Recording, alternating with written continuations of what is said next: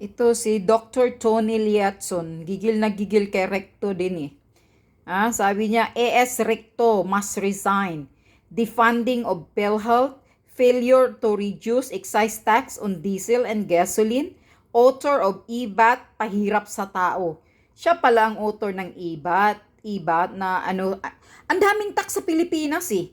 Kaya lalong nahihirapan ng mga tao eh. Pag mag-grocery ka, parang tatlong VAT yata yung tatlong tax yata yung naka-include doon na mababayaran natin pag nag-grocery tayo. Walang hiya tong recto pala na to eh. Sabi pa nga ni Labisti yung ayuda na binibigay sa Batangas noong nakaraang linggo, pinopolitika. Ang binibigyan lang yung mga sumisipsip lang sa puwit niya. Yung hindi sumisipsip na barangay, hindi binibigyan. Ganyan ka kahudas Recto, hindi mo pira yan. Ang kapal ng mukha ninyong mag-asawa ni Vilma Santos. Kaya nga sabi ni Labisti, ang mga kakapal ng pagmumukha ninyong dalawa.